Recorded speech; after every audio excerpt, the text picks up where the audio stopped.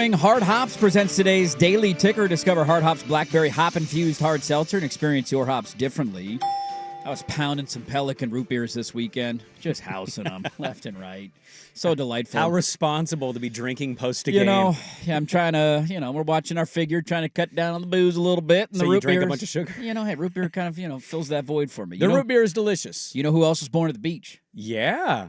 Bill Oram. The old Coastie. The old Coastie The second himself. biggest Coastie on this show. The columnist at the Oregonian. Did you see him on CBS this weekend? No, I did not. Dude. Was he in the background? He didn't pick his nose, did he? Was he okay? He did the proverbial, I didn't mean to do this, but he clearly meant to do it, standing behind Signetti as Signetti was on CBS National. I sent him a photo. Smart move. You got to do it. You got to get that screen time whenever you can. At Bill Oram on Twitter. Go give him a follow. He's the columnist for the Oregonian. Bill, we do have some Oregon, Indiana questions, but we just talked about that for the last hour, so let's change pace a little bit to start the interview.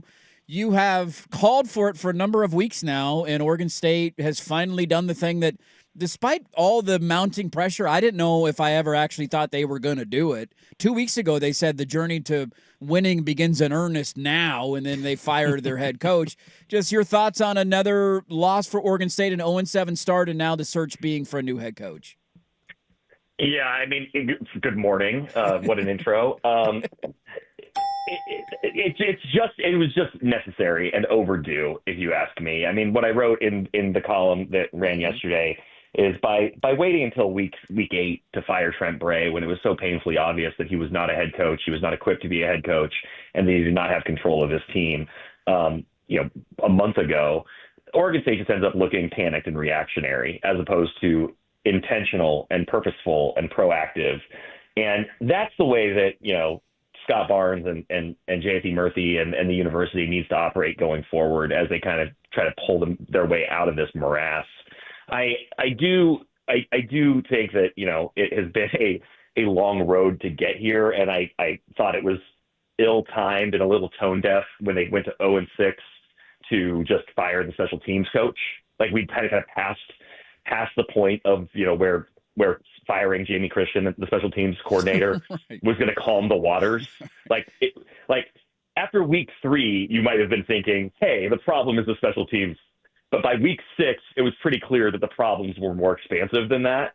So, and ultimately that falls on Trent Bray. And listen, yes, I did write that he needed to be fired a month ago, but I take no joy in the fact that he actually has been fired. Like, Trent's a decent dude. Mm-hmm. Players love him. I mean, you've seen players come out of the, out on social media and publicly say, that Trent wasn't the problem. Trent, the best coach they've ever had. That is all true, and that all rings true from what I've seen from Trent over, the last many years.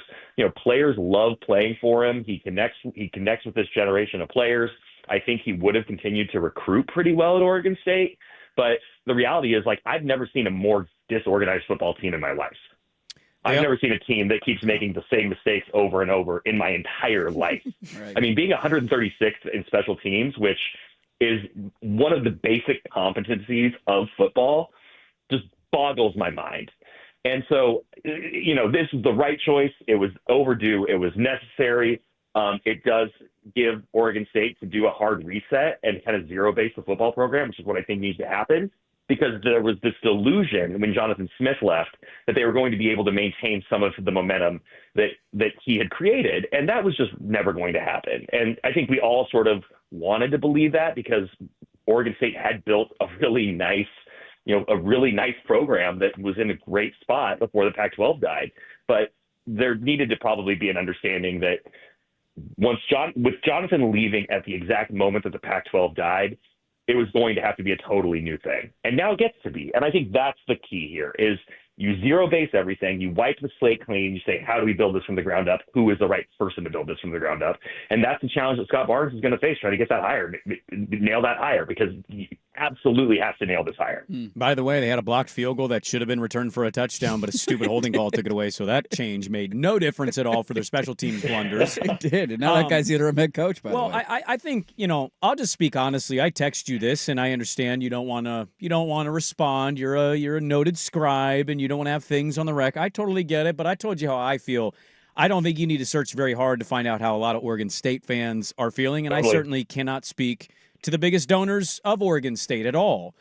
Why should Scott Barnes be allotted the opportunity to make this hire? I just don't know what about him right now screams confidence in any process. As Pitt fans noted, the last time he used his search firm in committee, he hired Kevin Stallings, and that destroyed Pittsburgh's basketball program. So even using that as like a cop, I don't see any redeeming quality of keeping him in as long as the fan base feels how they feel.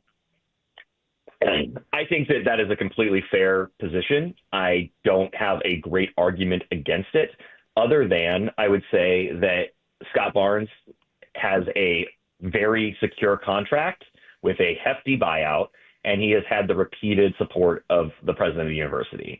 And so I think that there's two questions, there's separate questions here. Mm-hmm. Like, could Oregon State benefit from a new voice, a change in leadership, a different perspective in that chair?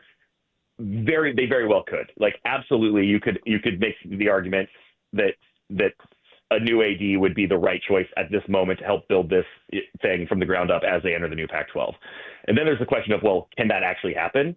And when you consider the lengths that Oregon State had to go to just to get to cover Trent Bray's pretty measly buyout, the $3.6 million, and getting that covered by donors, I think that it's going to be pretty hard to convince people to then pony up, and I don't have the exact number, guys, but double, triple that just to get Scott Barnes with his multi-year contract, get him out of there. So I just don't think that's going to happen. So I think that's kind of why I think it's more of as an Oregon State fan for you, Brandon, you're kind of stuck with him, I think, in this moment. I don't think Scott is going to do this a whole lot longer. I think he is going to try to see Oregon State into the new Pac-12 and kind of hand it off. But of course, as a football coach hire between now and then, I don't think it's that complicated of a process. You don't need a fancy search firm. You don't need to get too cute. And I think there's a balance here. You don't want to get too cute, and you don't want to go for somebody who's just a retread. You don't want to get somebody on their way down. You want to get somebody on their way up, in my opinion. So unless you're getting somebody who is a proven FBS winner who very much wants to be at Oregon State, I think you want to get somebody who's on the way up. I think Montana State's coach, Brent Vigen, should be the clear front runner here if he would take the job, which I don't think is even a certainty at this point. But to me, that would be the home run hire. Yeah, it's interesting you point out the Barnes buyout stuff. Like, how many places have an athletic director who has a buyout 3 times the size of the head football coach? Like, James Franklin just got paid. I don't think anywhere else in the country. $50 million to not work anymore. It's kind of wild when you think about it that way. We're talking with Bill Oram, columnist at the Oregonian. Give him a follow on Twitter at Bill Oram. Had some great stuff. And on the firing of Bray and what happened in Eugene this weekend, we'll get to that in a moment. They're trying to do this and some of the Barnes stuff is like, this has been really hard and the Pac-12 crumbling, and none of that is wrong. Like, they've been dealt an awful hand. So it's a very difficult spot to succeed in. I think what flies in the face of all of that, and I don't know how the rest of the year is going to go, is what's happened in Washington State. Like, see that this weekend? Since the crumbling of the Pac-12, Washington State is 11-8. They had back-to-back quarterbacks who might be top 10 picks in the draft leave. Their head coach just bounced on them. They had to hire a guy from South Dakota State. He's come in and he's pushing a top 5 team in the country and almost pulling off an upset. And again, they're 3 games above 500, while in that time, Oregon State is 5-14. So it's so hard to win and it's difficult. Then how is Washington State doing it? You could say maybe their schedule's been harder, but they just push Ole Miss. So that's a difficulty of it. How many other small school names would jump out? Like Jason Eck is a name that's gotten a lot of attention lately. Washington State went that route of getting a South Dakota State head coach, and Jimmy Rogers has looked good so far. Mm-hmm. Is that the thought process, or is it more so, hey, let's wait a couple of weeks and see if Jonathan Smith is available? Oh boy, there was a lot there. The Jonathan Smith question I do think is really interesting. Mm-hmm. I think that if Michigan State did pull the plug on Jonathan, you obviously have that conversation. I think that fans who are hurt about his decision to leave should get over it. I think that if he wanted to come back, I think you absolutely explore that. I also think that I don't think Jonathan has done himself any favors at Michigan State in terms of his own marketability for other jobs. But, if Washington opens up again this year, we're right back in the same place we were a couple of years ago, where does Jonathan get a sniff at Washington? There's a lot of familiarity there, obviously new administration from when he was there, but, that felt like a pretty natural fit a couple of years ago. UCLA is open. Again, I don't know that anybody would look at Jonathan and what he's done at Michigan State and say, that's our guy. But Michigan State was a weird fit for him all along. The Northwest, the West Coast.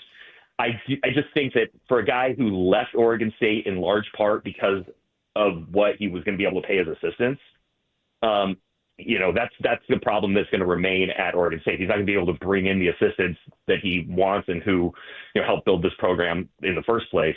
So I wonder if he would just have a hard time coming back to what the actual economic realities of Oregon State would be, even if he would be willing to actually coach the football team here again and kind of take on the challenge of Oregon State.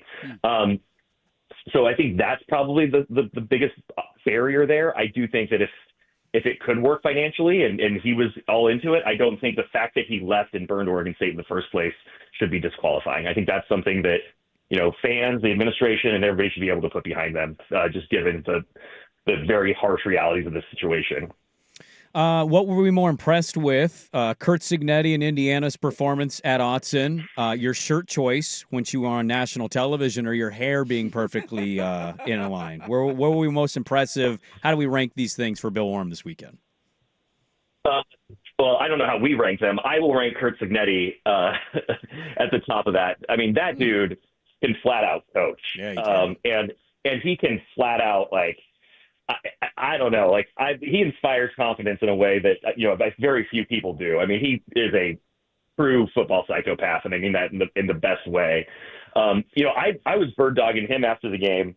You guys thought I was looking for my 15 seconds of fame. I just wanted to be, I wanted to be up his, I wanted to be, in just as close to him as I could in that post game. So I wanted to see kind of how that guy celebrated a win like that, because all we've heard from him since he kind of burst onto the national scene is all this boastful braggadocio, how great Curt Cignetti is, how great his team is, how they kick everybody's tail. And I was like, man, he just did it. They just kicked Oregon's tail. Like, let's see it. And I have never seen anybody off of a big win look so unimpressed with what they've just done. Like, it was hilarious. The way that dude just like walked around, like his head was kind of tilted to the side. Like, I mean, 2 weeks ago, I'm at Penn State watching Dan Lanning wait for his interview on Fox postgame, right? And like that's where he did the scream and he's like sniffing and like his face is bright red and he looks like an absolute like movie villain, who's just committed like heinous crimes. And then and like because he's so pumped up and there's so much passion and so much catharsis and like this is breakthrough of beating Penn State.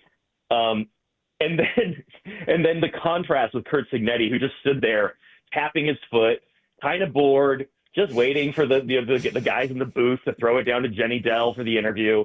It was so striking to me, that contrast. And I think I don't think there's a great commentary on like, Dan Lanning is bad because he was so excited and Curt Cignetti's good because he was so chill about it. I just really enjoyed the contrast, and I enjoyed seeing the way someone else processes, for Indiana, a historic victory. Yeah. I mean, that's the biggest win that Indiana has had, in the regular season, ever. So, I mean, credit to them, credit to Curt Cignetti. I mean, what an amazing story. I mean, you're talking about a guy who was coaching in the FCS 3 years ago in division, or, coaching at Elon 10 years ago. This just doesn't happen in sports, right? Like, you don't get the guy who like bursts onto the scene in his 60s. Yeah, the late bloomer thing from him is fascinating, of how it took him so long, and the interviews now that he's doing about taking the job as a head coach and leaving Alabama to go be a head coach at a smaller school and taking a pay decrease. And like, I just had to take a gamble on myself to be a head coach. What's the takeaway from you, Oram? I'll let you go on this one on the Oregon side of things, of a team that seemed like they were heading in the right direction. Now all of a sudden questions come in. That's the beauty of college football. We have to do an autopsy after a loss. Has your opinion changed at all on the Ducks after this weekend? I mean, you certainly have questions about the state of the offense. Dante Moore would look more rattled against Indiana than he did against Penn State. I think some of the conclusions we had about Dante after Penn State are maybe now a little bit more of open questions.